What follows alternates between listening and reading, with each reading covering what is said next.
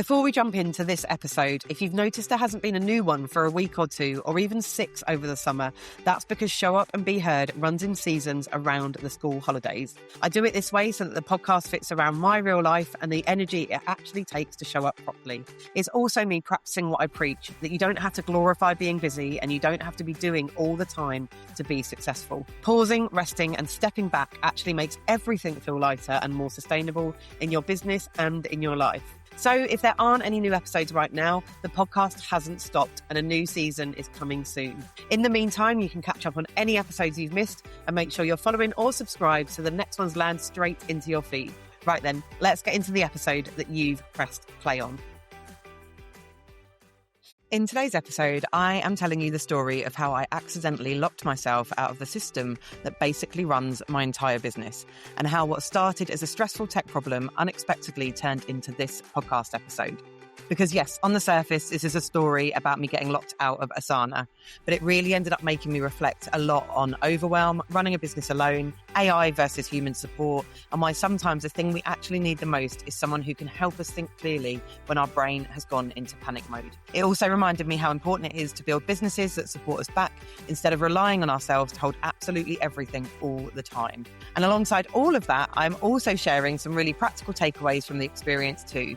Simple things that you can put in place to make life easier for future you and hopefully avoid a whole lot of unnecessary stress. So if you have ever had one of those moments where one unexpected problem suddenly feels much bigger because you're already holding so much, then I think this episode will really resonate with you. But before we dive in, if you are new here, hi, I am your host, Becky. I am a multi-award-winning business owner and the dreamer behind the Boss Your Socials Club. I created this podcast to help women like you simplify your life and grow a business on your terms without the overwhelm. So if you are ready for some no BS advice, practical tips and honest chats that make business and life feel lighter and more doable, then you are in exactly the right place. Right then, let's get started with this week's episode. So I want to tell you about something that happened to me this week, because honestly, when it first happened, I wasn't like, oh, this will make such a great podcast episode. I just thought, that's it. I'm done running a business. It's too hard and I can't do it anymore. And I spiraled a little bit, which probably sounds more than a little dramatic, given that in essence, it was quite a boring admin and tech issue. But honestly, like I said, it made me totally spiral. So basically what happened was that I got locked out of my Asana account. And if you've listened to this podcast for a while or you know me at all, you will know that Asana is basically my second brain. My whole business runs from there.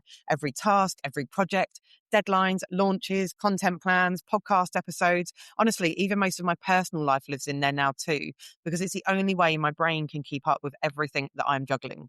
And the reason that I got locked out was because I recently switched domains, where I have just changed my business over from Be Heard Socials to Becky Heard, which in itself is quite a normal business thing to do. The changing the domain isn't like a out there thing to do. It's nothing dramatic. And when we did it, we set up all the redirects for the website and for my emails. And I thought all was fine and I was done, and wasn't that brilliant. However, what I hadn't thought through was that I log into my Asana through my Google account, which meant that nothing was going to get redirected, because as soon as I put my email in to sign in, it told me that the account didn't exist anymore. So suddenly I just couldn't get in. There was no way for me to get into it. It just kept telling me that the account didn't exist anymore. And I know logically that it was just a login issue, that there was likely always going to be some way to solve it. But I think when you run a business on your own, things don't stay as practical as they actually are. Your brain immediately jumps 10 steps ahead, or at least mine does anyway, with the way that my brain works. And in real life reality, I was less than a few days away from my granddad's celebration of life that we were going to be traveling down south for, and less than a week away from going on holiday and being away from my business for a week, and the kids being on half term as well. And I had a list as long as my arm and longer again of things I needed to do before both of those things happened. And most of that list was sitting in Asana. So within about 5 minutes, I had already spiraled into thoughts like, how am I going to remember everything I need to do? How am I going to get access to the Boss Your Socials Club content plan, which I'd already created and was in Asana? I was thinking how I'd need to do it again, how it would take me hours, how I didn't have time. I was stressing about what deadlines I was going to be missing, what client work was in there. What if I could never get back in? Was I going to have to manually do everything again. It was going to take me hours and days. I was just spiraling into all of the catastrophic things that could happen off the back of it, because in my head, it was very real that I just wasn't going to be able to get back in because that account didn't exist anymore. And I think what really got me wasn't actually the tech issue itself. It was the feeling of suddenly not being able to access the thing that helps me hold everything together, the thing that I advocate and talk about a lot, the systems, the way that I run things, the way that stops me spiraling into overwhelm and that, like I said, just holds everything together. A system that I've been using for over 4 years now and has so much information in there that I probably couldn't even begin to reel off what it included. And the more I thought about it, the more it made me realize the real weight we hold as solo business owners. Like, I think we all know that, but it really hit me how heavy that can be sometimes. And when you run a business mostly on your own, your systems end up carrying so much of your mental load, which is amazing. And like I said, I really advocate for. If you suddenly lose it, it's ridiculously stressful. The thing is, those systems become the thing that help you remember, organize, plan, prioritize, and just function as a business owner, as a person, as a human being. So when something goes wrong with them, it can feel way bigger emotionally than it actually is practically. And honestly, I went straight into panic mode. I spent ages going backwards and forwards with Asana's AI support, trying to explain what had happened, trying different wording, trying to make it understand the situation that I was in. And it was one of those experiences where the more I tried to explain it, the more frustrated I became because it felt like we were just going around in circles. And honestly, I just wanted to throw my laptop at the wall. And the thing is, I don't actually think that the AI was bad. I think that's really important to say. This isn't just an anti-AI rant. It wasn't like maliciously unhelpful. Obviously, it was trying to help me, but it couldn't understand the nuance of what I was trying to explain because I didn't fully understand the problem myself. I didn't know what information was relevant. I didn't know the technical language I needed to use. I was really stressed and my nervous system was all over the place. And that was kind of all I knew, was that I was stressed and I was locked out of the system that basically runs my life. And I was on a really tight deadline to some really important things. Like I said, with my granddad's celebration of life, my holiday, I needed to get work done. And whilst I know that is not life and death, it doesn't feel like that in the moment. I asked the AI repeatedly if I could talk to a human, but it made it unnecessarily difficult to do that. Eventually, I managed to get an email address, but even then I was told that it could take like a week plus to get back to me to be able to speak to an actual human. And I think that's where the overwhelm really, really started building, because when you're already stressed and then you feel misunderstood on top of that, it escalates so quickly, especially when you are the person responsible for fixing it, because there wasn't anyone else picking up the slack whilst I sorted it out. There wasn't a team member dealing with the tech side while someone else actually got the work done. There wasn't an operations manager stepping in. It was just me sat there trying not to cry over a login issue while also still needing to run my business, be a mum, and just function as a human being. And I think moments like that really highlight the invisible side of running a business that people don't always see and people definitely don't understand if they don't run a business. It's not just the visible work we do, it's the constant mental load of holding everything together in the background too.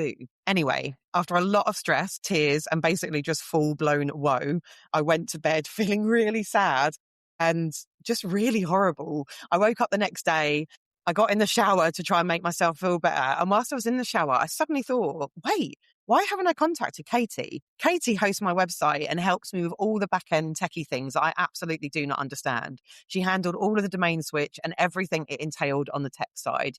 Katie isn't part of my team, but I outsource this kind of stuff to her quite a lot. And honestly, I really don't know why I hadn't thought of this sooner. I think maybe in my absolute chaos, all I could think of was it was an Asana issue, not a Katie thing. And it certainly wasn't her fault that I hadn't done what I needed to do before the switch. So anyway, I messaged her, I explained what had happened, and within literal minutes, everything started shifting. Not because she magically clicked one button and fixed everything instantly, but because she started asking me questions that the AI never asked me. She understood context. She understood what I probably meant, even when I wasn't explaining it particularly well. She was able to think around the problem with me instead of just responding to the exact words I was typing. And honestly, I think within about 5 minutes of talking to her, I physically felt my nervous system calm down because I knew we were going to get it fixed sooner rather than later. And suddenly I wasn't trying to solve this massive stressful thing alone anymore. And that really got me thinking about all the conversations happening at the moment around AI replacing humans and automation replacing jobs, and whether we'll eventually need people less and less in business. This experience has genuinely reminded me of how deeply valuable humans are. It's something I know and it's something I genuinely believe. But when you see all that noise out there around AI, it does start to sort of like get into you. Because yes, AI is brilliant for lots of things, and I'm sure it will replace us in many ways. I use it all the time. It can help me with ideas, organization, clarity, speed, structure, all kinds of things.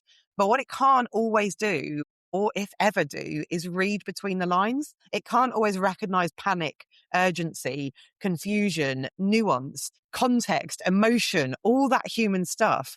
It can't always ask the follow-up question that unlocks the actual issue underneath what you're saying. And sometimes, especially in stressful situations when you're trying to solve things by yourself, what you really need isn't more information. You need support. You need understanding. You need someone who can sit with you in the mess a little bit and help you untangle it and talk you back off the cliff edge of burning your whole business to the ground because it's too hard. And I think that's something we maybe underestimate in business sometimes. The value of having humans around you who can support you in the areas you struggle with, not because you're incapable or not smart enough, but because you're not supposed to be an expert in every single thing. And I think running a business alone can sometimes trick us into believing that we should be, especially if we don't have the budgets to outsource to lots of people. So weirdly, a couple of days on, as stressful as this whole situation was, I actually feel like it reminded me of something really important.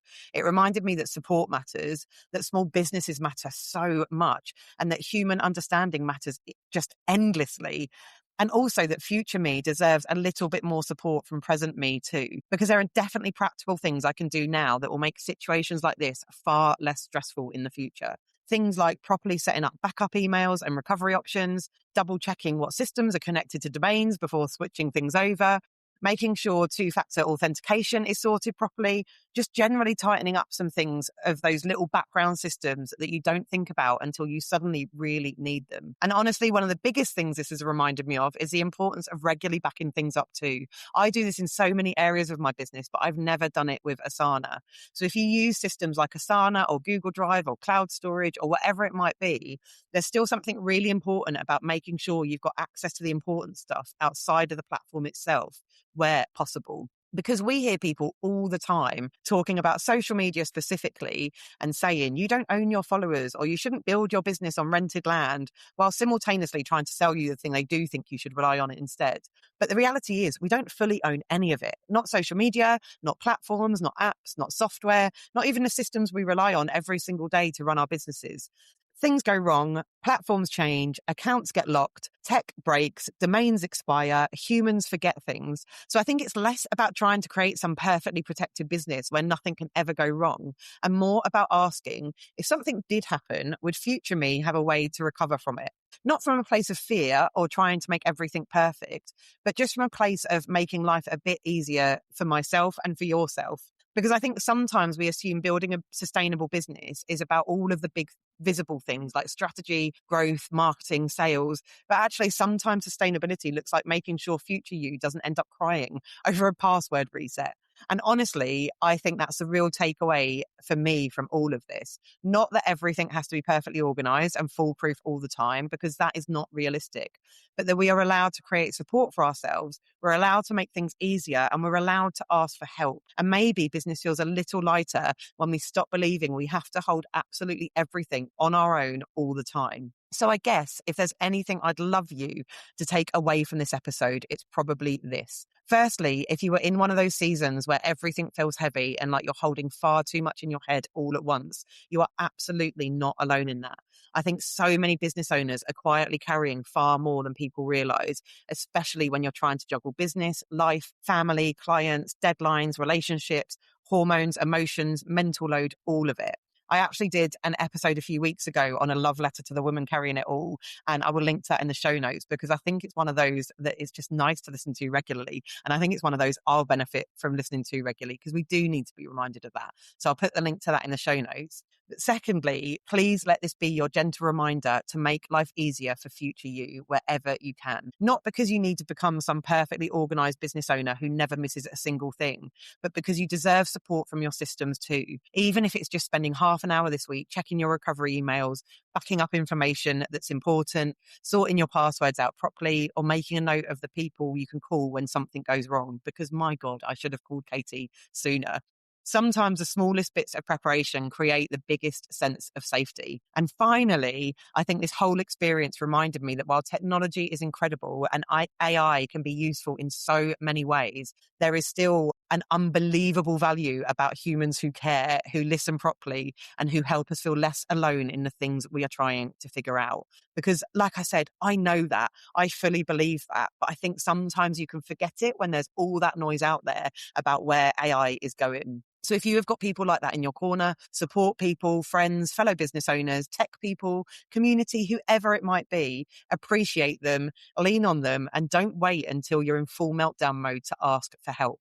Because business gets a whole lot lighter when we stop trying to carry every single part of it alone. And finally, I just want to end by giving a massive shout out to Katie, because honestly, she was an absolute lifesaver in all of this. She runs Geek Boutique Design, and if you need anything website or branding related, she is genuinely your woman. Not only is she mind-blowingly talented on the creative side and the design side of things, but she's also absolutely brilliant technically too, which I think is such a rare combination. She somehow manages to make all the complicated back-end stuff feel calm, understandable and fixable, even when you are sat there spiraling over a login screen. And like I said, she talked me back off a cliff edge. She asked me the questions I needed to be asked to get to the answers.